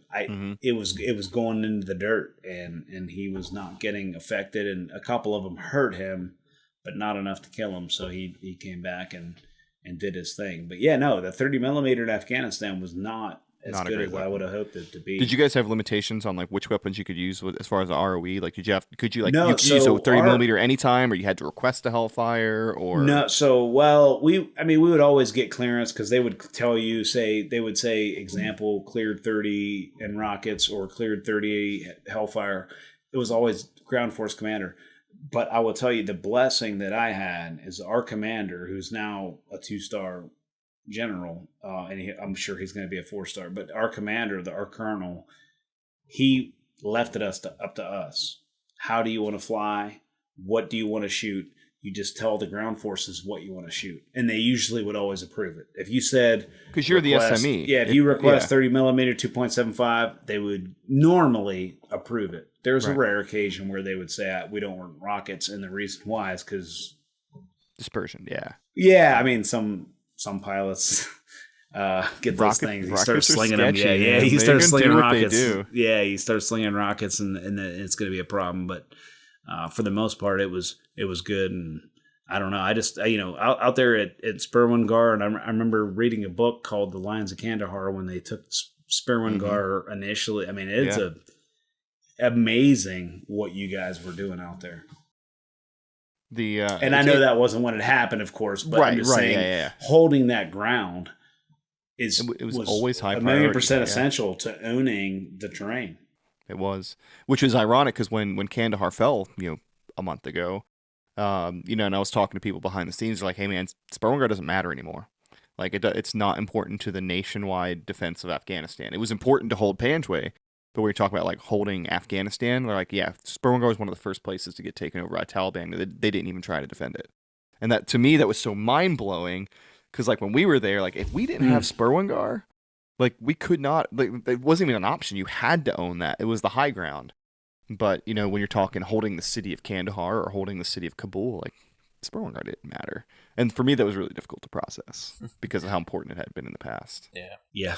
Do you have any Spurwingar specific memories, Key, that stick out to you? My main ones that I have from Spurwingar are, one, dropping the Sergeant Major off there, but two, outside of Spurwingar, in between Spurwingar and I don't even remember the other cop or the other fob that was out there. There was an Afghan National Police area that was between Spurwingar and the next. To the west or to the east? To the east. Oh yeah. Yep. Mm-hmm. Yeah, there was. So there was an AMP station there. Mm-hmm. And so this is my main memory of and we supported a lot of Spurwingar missions, but this one comes into mind because it was the Spurwingar folks that were talking us on. Yeah. So we're way out to the west, and I'm with this captain, and we're flying, and I think I was actually the pilot of command. He might have been. I don't remember, but I was in the front seat. I do remember that. And we are out here, we're way out, and they're like, hey, we have 6 Afghan National Police. They just murdered the police captain, and they have moved out, and they're now like basically engaging the Afghan National Police Station. So you're like, we're like 12 minutes out, but I'm like licking my, I'm like, oh, this is, oh, it's on. Yeah. If this is actually occurring and it is on, because we would get calls like that from time to time. Like there's 8 people in the open that are engaged. And then again, you got to get PID and all this stuff. So we go over and my backseater, he's hauling butt, and we're going over. A matter of fact, actually, I think I was in the backseat. I said I was in the back seat, and so I'm hauling ass over to this place, and the captain in my front seat, he's just like, all right, we're at 7, 8 Ks, and you're now starting to see people pop out, and you're like, oh, and then you can see, like unaided, you could see rounds going this way and rounds coming this way. So it's like, okay, the rounds that are going towards the police station, those are the bad guys. They're like, right, yeah.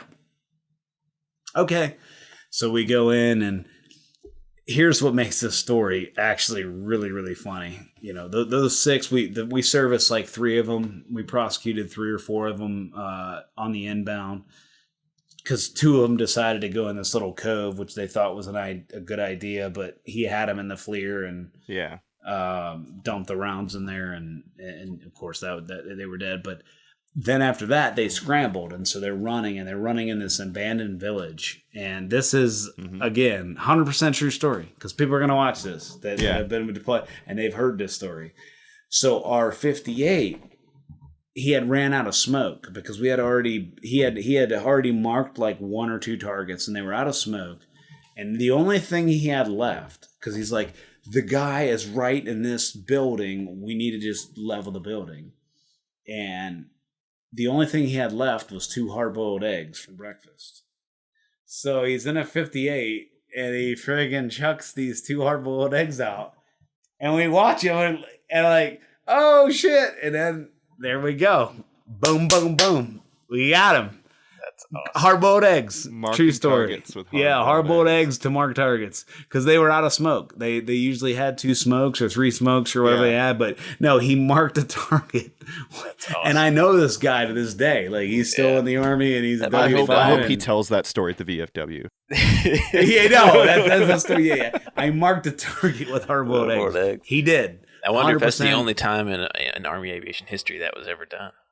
1,000,000% true story. He marked a target with hard-boiled eggs from his breakfast that he didn't eat, and then we smoked the guy. So it was actually excellent. So it wasn't a waste. This dude's last memory is just hearing eggs. It was not a waste. Like, what the fuck was that? It just sees like 2 eggs fall from him. Like, grace be Allah, I will eat today. It's funny, especially when I see him in person. It's always, that's the first story that we talk about, because it's such a funny story. I mean, that'd be a great T-shirt of a 58 coming in, and dropping 2 eggs. Yeah, that is 1,000,000% what he did. He dropped eggs, and we laid rounds down. But the best part about it is I know exactly what you're talking about. I know the abandoned village. Yep. Like, I know the checkpoint. It was like this big, wide open area in the middle of Panjway, and there's like these little. It was and there was just Taliban like cop. 6, 7 random dudes that decided they killed a police chief, and they were like. They went back and they just started bring some firing spice. on the A&P, and it was like, to be honest, we would do missions with Afghanis often, not necessarily pilots, but like when we would there was a mission going up north called Marmar, and it was nothing more than they're looking for weapon caches, but it would be Afghan special forces. Yeah, the commandos. And so we would go over and we would hang out with the 60 pilots, and there would either be SAS or sometimes there was RSF or whoever it was. Yeah. But the mission was they would be on the 60 and they would go up there. And I remember talking to the Afghan Special Forces guys, and I was like, I mean, to me, they're legit. They were good. It was good conversation. I enjoyed them. I thought they were friendly, and they're competent. Yeah, but then anyway, the thing that happened was, I don't know if you guys remember Aussie 7-2 when that happened, which was 16 August of 12. You guys were there, but it was the Black Hawk that got shot down. They were in our task force. Was that the one that was shooting at the radio relays that got shot No, down? this was the one they were basically just looking for weapon caches. They got a little bit low, and then somebody came out and they did multiple RPG fire, and it brought the aircraft down.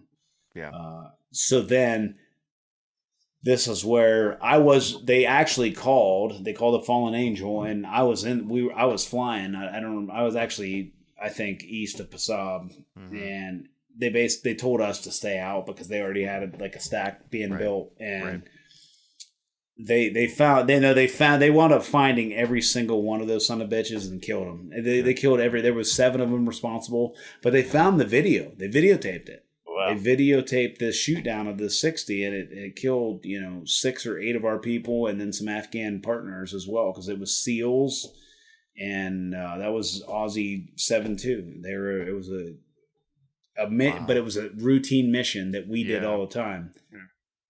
And a good friend of mine, because here's what happened. It was 2 Blackhawks, 1 Apache. They go up and they're like, Aussie 7-2, where are you? Aussie 7-2, where are you?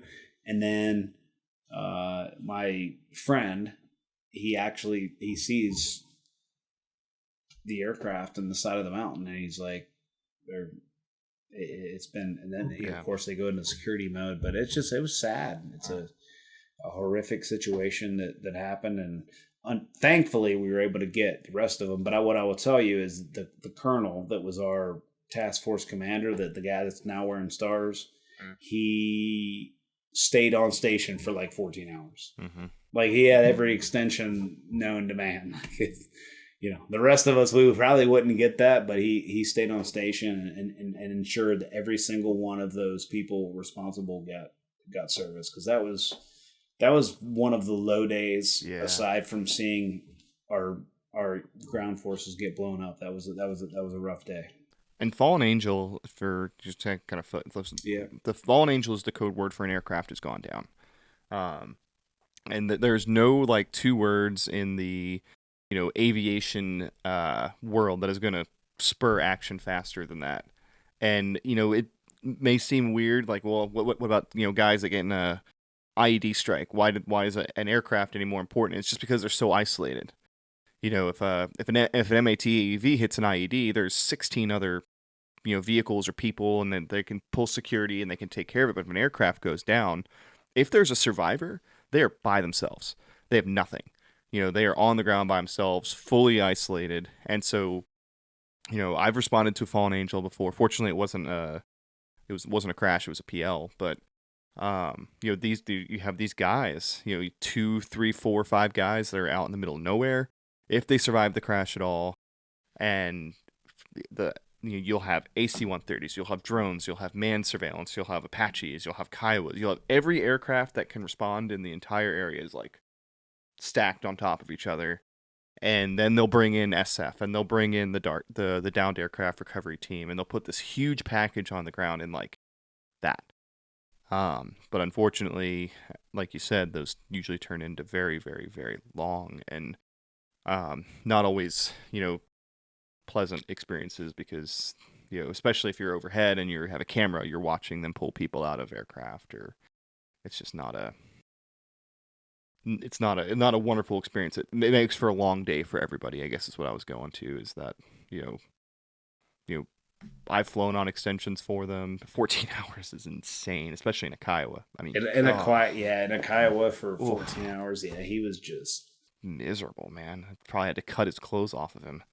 Like, no, he was a boss though. He led from the front, and that's why I think our task force, when I was there, that things went so well, because he led from the front. He was always one that he had his crews that he liked. I thankfully happened to be one of the crew members he liked. So when he would want to put teams together, he would want me on that team, and it was good to me. Well, in the Apache and Scout world, having a really good battalion or squadron commander or whatever is a huge deal, because when you're making decisions out there, it's you, your co-pilot, an AMC, and the other co-pilot. Like, it's usually just 4 people. You're like, hey, can we shoot? Can we not shoot? Sometimes you have to make that call yourself. And knowing that you have a battalion commander that's ultimately going to have your back. Because, I mean, everybody makes mistakes. I've seen lots of mistakes made by pilots or gunners in combat, and it happens. But if you know that the guy's going to have your back, if he believes you had the right intentions, you're more empowered and confident in making tough calls. That is this guy in a nutshell, and he's one of the only 06s, and now he's an 08, all right? Yeah. He may even be a 3-star by now, I don't know. He's one of the only ones that he invited my friends and I, the people that were part of our task force, to go to Mellow Mushroom when he came down to Fort Rucker. Actually, vicinity the time that you were there. He invited us to Mellow Mushroom, bought us beers, and he's a phenomenal leader. And when you have that kind of leadership, that you know, if you go out and do something that's egregious, you're going to get punished. But if you go out and do something in the welfare of U.S. forces, right, you can bank that he's going to have your back, and that makes it a lot easier to do your job. And there's a lot of leeway. It's like if you're doing the right thing, if you're talking about ROE and you're factoring ROE into your decision, and you're looking at CivCast issues, and then something just happens, like somebody walks out of a building you didn't know was there as you're pulling the trigger, like that's not on you. It's war at the end of the day, but there's not all commanders that are going to back you like that. A lot of commanders are a lot more concerned with their career. So yeah, right. And 100%. it's, I've had some phenomenal ones, and I feel like in aviation, there's no like mediocre commanders. They are either phenomenal or they're fucking dog shit. You're actually 1,000,000% correct. Because I haven't seen, there's either really good or really bad. And the really bad ones are usually the ones that are the more career-focused ones. The good ones are always like, hey, I made it to battalion command. This is like awesome. Let's go kill things. And, those are the guys that end up getting promoted because they had the confidence of their peers, and, they did good things. And, a whole other side of that discussion is, the peacetime army thing. And, people that don't get deployments end up being really dangerous commanders too. But, with having been above in the Apache, Panjway is a really difficult area to fight in for us because of the physical strain and the density of the vegetation and stuff like that. What were some of the challenges that you would run into just either as a front seat or as a back seater watching imagery, trying to find people? Finding people was horrific. When we would get troops in contact calls or even medevac calls where that there's potentially still hostiles in the area, it was near impossible because it was so thick. I mean, you can think of like the draws of North Carolina, if you will. I mean, you've been there, so but for the audience to draw out like a heavily wooded green wood line that you're trying to find a human being in, and the FLIR is good, but it's not that good. Right. You're not seeing in there, and that's where they were shooting from a lot of times. And I don't know if that's where you took most of your fire. My guess would be yes, because that's what we responded to a lot of times. A lot of times they weren't dumb. They're not going to just go out in the open and open up on you because they'd shoot from the side of the canals or from an orchard, side of a canal, from inside of potentially, or a lot of times from inside those wood lines, and in some cases inside gray putts, which was another one that's super challenging because if it's inside a gray putt, you don't know who else is in there, and so a lot of times we would kind of get the whole don't shoot because there could be women and children and stuff in there, and you don't want that. You don't want an international incident. But you would see muzzle flashes coming out of gray putts potentially. Well, the gray putts cause another problem because it's such a critical part of the civilian infrastructure. I mean, if I was in charge, I'd be like, hey, blow up every single gray putt in Panjway. I don't care, just blow them all up now, because they were bunkers. They were all fighting positions. It was a huge advantage to them because they could fight from them, but we couldn't get through them because the walls are this fucking thick. Like even a Hellfire, I mean, you would need to put it through the door to kill somebody inside of it, or down through the roof. But again, like that's their living. Like grapes are their living. If you blew every single one up in Panjway, you'd turn 300 Taliban into 30,000 of them because everybody would be pissed you just took away their way of making money. Yep. So it's really challenging. Back to the difficulty of finding people. I know, fellow infantrymen of mine would always get frustrated with Apaches sometimes because, like, why can't they see it? Why don't they see it? Like, why are they so far away? The Kiowas are 5 feet above our head. They can see it. And it's important to illustrate the difference of why the Apache is 1,000 feet above versus the Kiowa at 50. So if you could walk the audience through why that's the case. I know why it is, but I'll let you explain. Yeah, so the main reasoning is just the main threat in Afghanistan for us was small arms fire. It truly was. And so a 7.62 round, I can't explain exactly what the burnout on it is, but I think it's somewhere around 750 feet, something like that. Yeah. When they're shooting up in the air. So that's why we stayed up there, because that was our biggest threat, and you don't want to bring down a $35 million helicopter with a AK-47 round. So should try to defend the point of the 58s, but that's what their job is. Their job was scouts. So their job was to be down low, and it's not because they were less expensive, but that's their job. They just kind of trolled and got more information on the battlefield. But the reason that Apaches were at 1,000 feet for the most part was simply because of the number one threat, which was small arms fire. That was it. That's the only reason. And we did not, thankfully, that same colonel that I was telling you about, he never made us stick to any of that as far as if we wanted to drop down and look at something, which we didn't do a ton, we could. Yeah, we were able. We had a lot of latitude to be able to do kind of whatever we wanted. And that's kind of what I was leading towards, like the kind of the differences in the aircraft drove that a lot. You know, because the Apache it's an armored bottom. You can't see through the bottom of an Apache. We don't have a bubble on the bottom like the Apache or the Kiowa does. You know, the side of the Apache comes up to about here in both of the seats. So your left and right visibility is not very great. Your up and sideways is wonderful, but down is terrible. Whereas the Kiowas, they're flying doors off. They have, they have bubbles. They have everything, so they can fly low and they can see things. If an Apache were to fly at 50 feet above the deck, we couldn't see shit. You'd have to like bank over and look left. True statement. And our greatest asset in the Apache is our optic system, the TADS, which isn't very effective at 100 feet off the ground, but it's really effective at 1,000 feet. So like we had different capabilities than a Kiowa, whereas the Kiowa can fly 50 feet and be like, oh, there's the guy right there. The Apache just isn't suited for that. But if they find him and we're already at 1,000 feet and we can see them and they can see us, and that's the strength of the pink team, and that's why it kind of worked out like that. Oh yeah.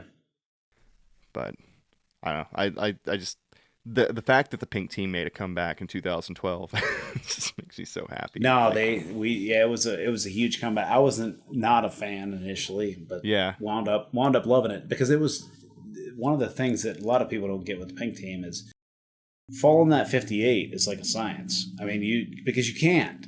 They zigzag. They do whatever they want to do. They're out there. They're doing their mission, and so you could cross check them real quick. But if you try to stare at the 58, forget it. You just know you have the separation of the hard deck. You know that they're at potentially 300 feet. You're at 1,000. You look down, and it's like they're somewhere. Okay, I haven't seen him for a second, but I'm gonna find him. And if you have to, then you call him or whatever. But that was if you stare at the 58, that's a bad tactic for an Apache pilot, because you're either going to run into something or you're missing something else that's happening. Well, and also like with it being as green, especially in the deep summer in Panjway, you aren't going to see that thing. Like maybe in the FLIR you can see it really well, but like looking for that thing across all that. Oh my gosh, you're not seeing that rig. Yeah, it's gonna be hard. Yeah, unaided, you're not seeing that. I'm telling you, 2012 Afghanistan, if I take nothing else away from it, watching these blasts or responding to them every fucking day was taxing. It was taxing on the soul, man. I mean, I know it was more taxing on you guys because you're the people that are enduring it, but as a pilot that was once a grunt for 9.5 years, it was very, very taxing on me.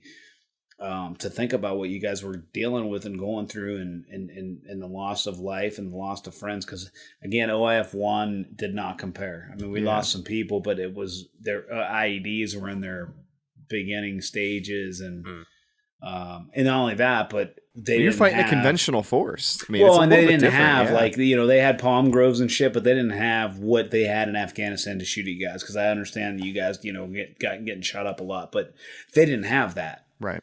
In Baghdad, there wasn't a ton of palm groves to where you can just pop out with a rifle and try to shoot at our ground forces. No, you shoot our ground forces, you're getting smoked. You're in the desert. You're gonna get smoked. Right. But Afghanistan, people think of it like desert, but it's like no. Bro, during fighting season, the shit's all green, right? And there's muzzles coming out of. Before you came back on, I was saying that I seen muzzle flashes out of gray putts. I don't know about 100, but tens of times for sure. Yeah. And Luke, I don't know if you were familiar with that, but I mean that's a shitty tactic because we can't just level the building. Oh yeah, that's why we got the Gustav. Like if I was the enemy, that would be my tactic if I was the enemy because it's like they're not going to let us. I mean, now you guys obviously could go in there and kick the door in and we kicked it in. We kicked it. We kicked a hole in the side with the 84mm Gustav. Yeah, yes, sir. That was our cheat code. Once we got the Gustav. Yeah. I know, which I 1,000,000%. I wish they would have just let us flatten it. But a lot of times it was you guys going there and being like, "All right, you want to shoot at us? We're fixing to come in." Gray putts were always. I think we got hit from gray putts probably more than other gray putts and tree lines is where we always got contact from. Rarely got contact from like an actual structure. Tree line, at least we can dump on. At least like us and the 58s were able to dump rounds on, or even an AC-130. But the gray putts is what made it restrictive because we weren't able to just. You can't just. For us, well, there were rules against taking out structures, and it qualifies as a structure, right? Well, it's structure that you don't know who's in there. Right. Now, if it's an abandoned structure that it's definitive because there's no top on it and there's a bad dude in there, you can smoke it. But the problem was if there winds up being 3 babies in there, and then we put a Hellfire on it, it's like, you just killed 3 babies. Optics aren't great on that one. Yeah, optics aren't great. So that's kind of where, and I didn't want to have to kill bait, but it was just a shitty tactic by them because it's like, and every time I ever seen you guys and every other ground force kick the gray put door or do the Gustav and blow a hole in it and go in there, I loved it because it was like. Well, that's interesting. We've talked about this a few times and we kind of talked around it really. You guys were extremely limited on what you were allowed to do. Like the ROE always applied to aircraft. Always, because everything's recorded. There's high visibility on it. It's the news is always going to report on it, all that kind of stuff. But we didn't even though we had ROE, we kind of really didn't. If we were getting shot at, we could do whatever we had to do. Oh yeah. If it was a weapon that we could employ, we could fire it. Yeah. It's like gray putt, we could take that thing down. If we had our own weapon system, we could take it down. Well, and I don't know how shitty things got for you guys after. I was talking to Curtis about this last night, but if you remember, Luke, the Robert Bales situation, that was a huge deal for us because that was our Bellum Bay Doom 02, the guy we worked with all the time. That he was out of there. He was a JTAC that was out of Bellum Bay, and so Bellum Bay happens. This shithead goes out and he kills 16 civilians because he's seen his buddy get blown up. But supposedly he's a murderer, obviously. So he goes out and does what he's got to do, and they're pushing the gates the next day. And it's like, okay, what? You can't let them get in. You don't want to shoot a bunch of other civilians. That's not going to look better. So it was like, how do we fix this? And the how was. We send Apaches out there and then dispense flares and try to push them back from the gate. And I wasn't on that crew, so I'm not acting, I don't want to say that I was, but they came up with the term super weather crew. So they put some senior pilots together and they went out and they were flying around. It was half-mile visibility. There was a nasty dust storm. I don't know if you guys remember when that happened, but there was the dust storm was terrible. And one of my really good friends was flying circles around there, and then they would dive down occasionally, dispense some flares, and try to push those guys back or those protesters back. But it was that brings up a good point. Well, actually, 2 good points really. One was the dust storms and why the Apache was actually pretty effective and able to fly in that kind of weather where other aircraft weren't is because our FLIR could see through that stuff. So it was a little bit safer for an Apache to fly in that kind of condition than, say, a Black Hawk or a Kiowa, because they had nothing. They had their naked eye. That's all they without had. a doubt, without question. It was super sketchy for them. But for us, it was like kind of scary, but we're fine, because we have the FLIR. We could always switch to the FLIR. And the other thing was this idea of the super weather crew, which is no, I think it's the dumbest thing I've ever. In my opinion, it's the dumbest. It's the dumbest idea ever. And I'll tell you. So I'm friends with I made friends while I was there with a W5 that was attached to us, and he wound up becoming kind of my mentor. And I mean, he thought it was a dumbass idea. It's like, this is just, you don't have a super weather crew. You're a pilot or you're not a pilot, but right. Because you have a little more experience, you don't go flying weather that's not safe, good. Yeah. Or not, not meeting legal minimums. Right. You don't do that in a Delta model. You just don't do it, because you're going to wind up becoming potentially the main objective. And then when you go down, protesters, who knows what's going to happen. I just, I remember the Bedlam Bay situation very, very vividly, because it lasted for a couple days, and for actually, in my opinion, for good reason. I mean, the dude went out and killed 16, 18 people in a village. I sure as hell would be out protesting myself. I'd be mad too. Yeah. That was a couple days before we got there, actually. I think that happened like March 11th. And we were on the ground. We were wheels up from Fort Stewart on the 17th. Yeah, your time frame. That sounds perfectly right there. Because they wound up taking that jabroni over to Kuwait, and Kuwait was like, "Get him out of here. He's not staying here." And so he was in Leavenworth. They moved him back 4 to days Leavenworth, and he tried to say he's seen his friend get his leg blown off the day before, but it's like, wasn't his why friend. would you shoot 2 and 4 and 6-year-olds? No, that dude was fucked up. Like, he was just and if you want to find out, up. the first 3 episodes of season 2 of the Panjway podcast are a good place to start. No, I was actually today we had church, and we had my daughter had a thing. On season 2. It's 2 of the people in his squad, right? Yeah, 2 of the guys. I'm watching those probably tonight, if not tonight, tomorrow. But I wanted to watch them this morning because I was told Curtis yesterday. I binge watched about 5 episodes, and it's just funny hearing some of the names. Like, they were talking about Mohalik and Gecko, and that was a place that we went to. Not super often, but Spurwingar was my favorite. I remember the Spurwingar balloon went down at some point for something. I don't know if it was maintenance or whatever. We only even had one at the very end. For us. We got it in like September or something. It was like a mini balloon. It came in later. But when Spurwingar got one, it was like, and I remember now because we were talking about Lions of Kandahar, because that was the area that they absolutely had to take. And Massamgar was out to the west of Spurwingar, right? To the north. To the north. Yeah. Due north. Yep. Yeah, but Spurwingar, you could see over the entire Argandab. Mm-hmm. Yeah. One of our, so we talked to Tom a couple episodes ago, Tom Young, and he was talking to me about how he had, you'll appreciate this as an infantryman, a dude on the top of Spurwingar shooting people crossing the Argandab with a 240.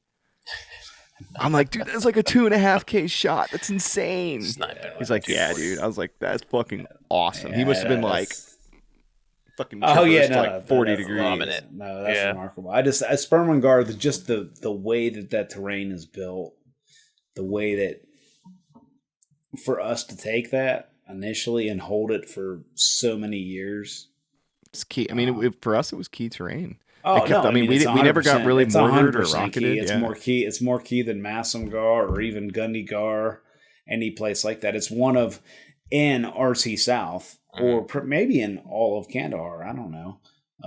It's one of the key pieces of terrain because you're able to see out so far, and you can come up with. And it's in the middle of the valley. Yeah. So like inevitably, like Massamgar is important because you can see into Zharey and Panjway, but there's limits. I mean, same thing with an aircraft. You can only see this. Yeah. If there's something beyond that line, you can't see it. But being in the middle of the valley, you kind of have 360, and it's just. Yeah, I mean, I still am trying to figure out more about the origins of it. And you said you guys didn't get a balloon till like September? It was late. It was late, and it was a little balloon, and it got shot down like the first time we put it up. Sorry. I'm not laughing at you. No, it was fun. We didn't want that thing, man. We knew it was just gonna. Yeah, be I thought for some reason, I think I'm thinking Massamgar, because Massamgar had one for sure, right? Yeah, I would think so. Yeah, they definitely. Yeah, no, they were everywhere. Yeah. I thought you guys had one, but if it came up late, and then they freaking peppered it and shot it out. It was like the mini version that didn't have as good of a cam. We were all dreading it because we were just we started out talking. We were just waiting for some asshole sergeant major to be like, "Oh, you do make sure your boots are bloused before you go on patrol."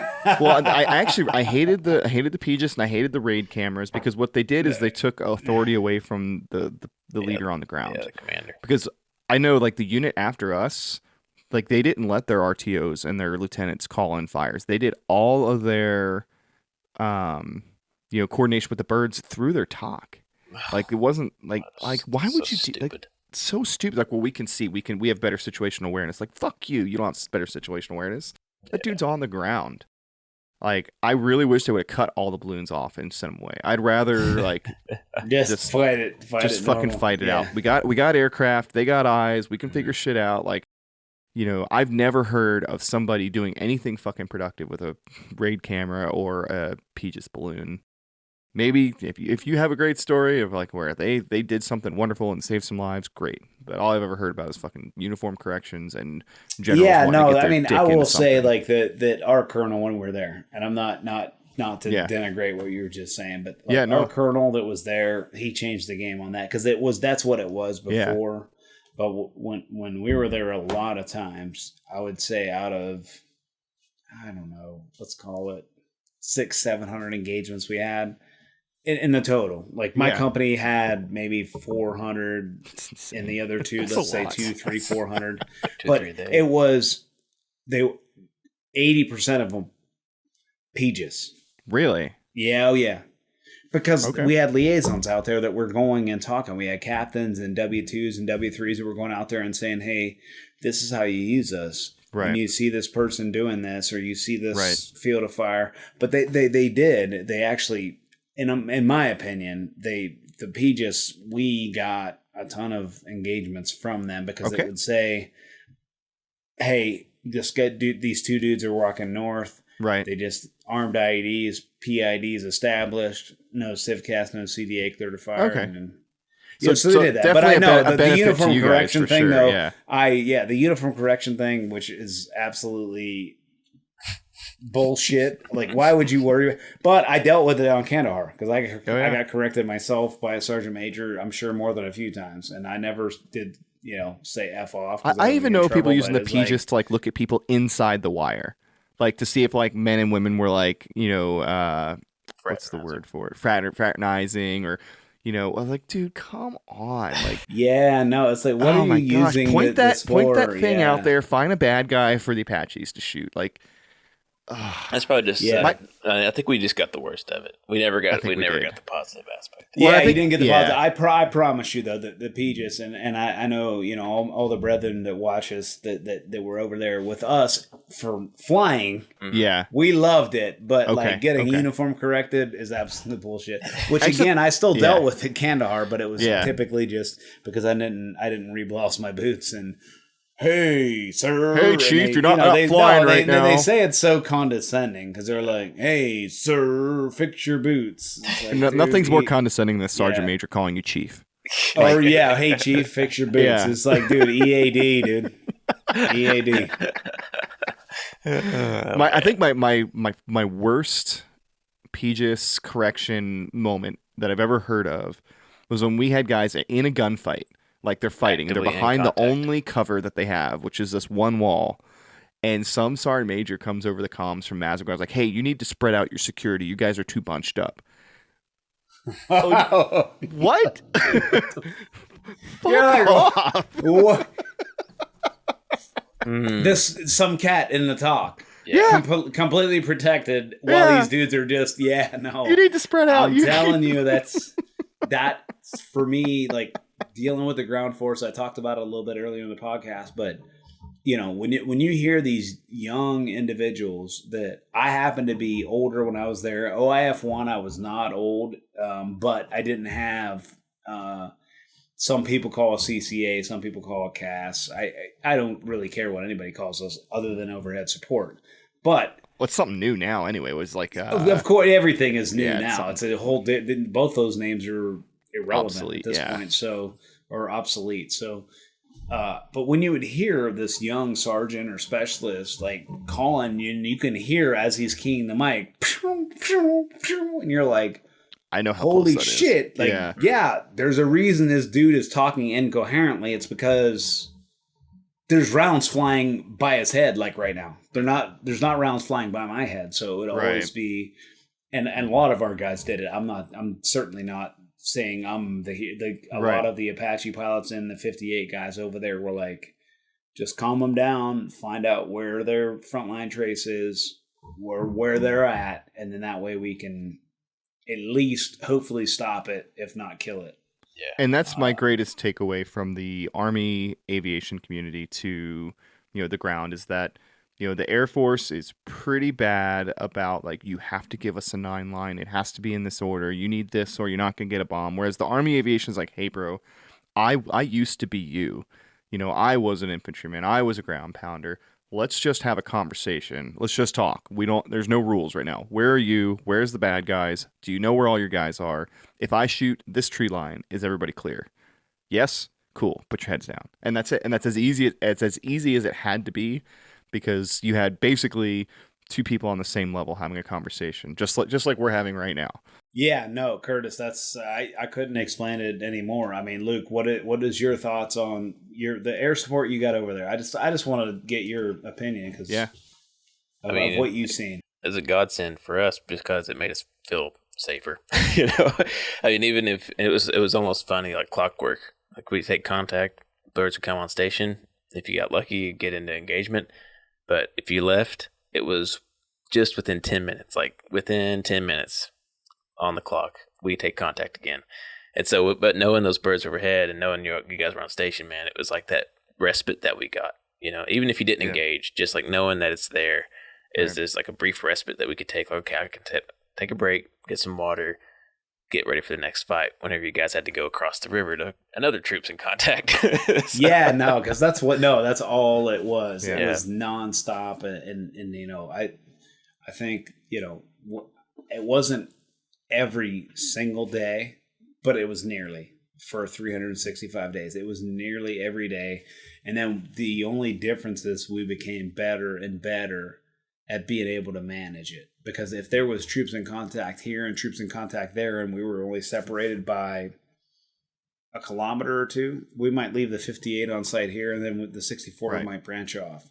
Right. Because we could still be in contact and comms, but help both units. Just deconflict. And so that was a technique that we smart. Used occasionally, but it was... Yeah.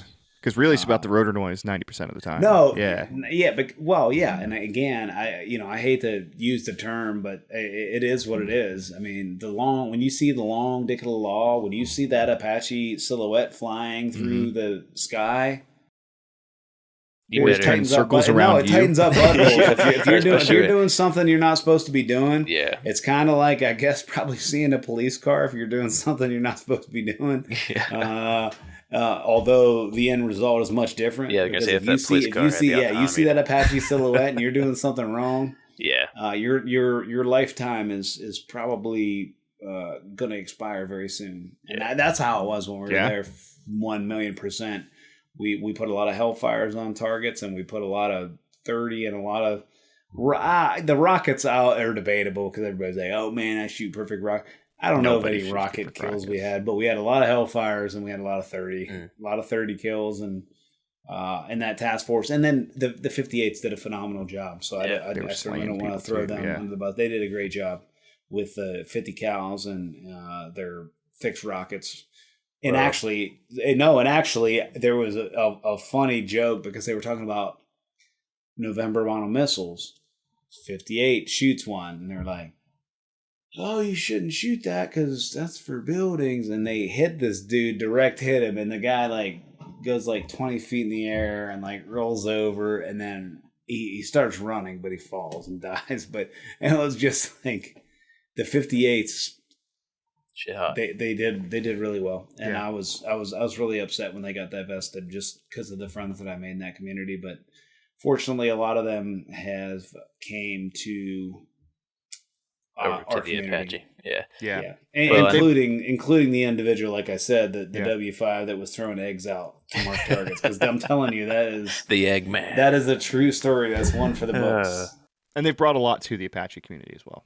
Like they absolutely did. They've changed it. Did. I hate a lot of them. There's in the task force I was in, ones that were very, very good weren't asked to come back, and that's that was sad for those guys. But most of them are doing good. I know for us, man, the pink teams, and when we heard Dark Horse on the radio, like there were some folks that come flying every once in a while, man, but Dark Horse had a lot of weight for us on the ground, so.